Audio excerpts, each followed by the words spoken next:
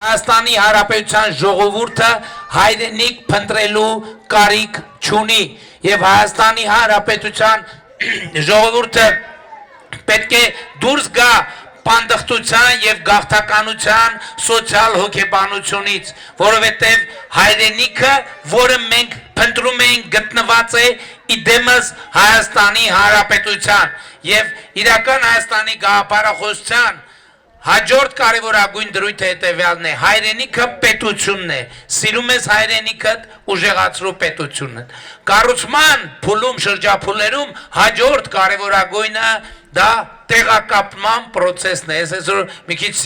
շինարարության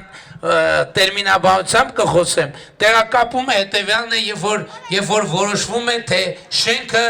որտեղ հողի վրա որտեղ է կանգնած, ինչ դիրքով է կանգնած, ինչ դուրը որ ուղղությամբ է նայում, պատուհանը որ ուղղությամբ է նայում, եւ ահա այդ տեղակապման process-ում է, որ արձանագրել ենք, որ հայրենիք պետությունը Հայաստանի Հանրապետությունն է իր միջազգայինորեն ճանաչված տարածքով, որը ճշգրիտ նույնական է խորհրդային Հայաստանի տարածքի հետ, այսինքն այն տարածքը, որը ուներ խորհրդային Հայաստանը, այդ տարածքում է գործում Հայաստանի Հանրապետությունը։ Հաջորդիվ շատ կարևոր է նախագիծը արդեն կոնկրետության մեջ եւ այդ նախագիծը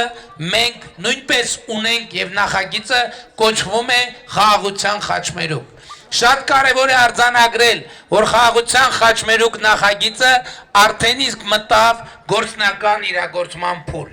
եւ դուք տեղյակ, որ Միացյալ Նահանգների պետքարտուղարը կարճ այցով եկավ Հայաստան եւ Հայաստանի արտգործնախարարի հետ ստորագրեց թրիփ նախագծի իրագործման վերաբերյալ համաձայնագիրը եւ այդ այցը, որը ի սկզբանե պլանավորված չէր եւ իր բնույթը, որ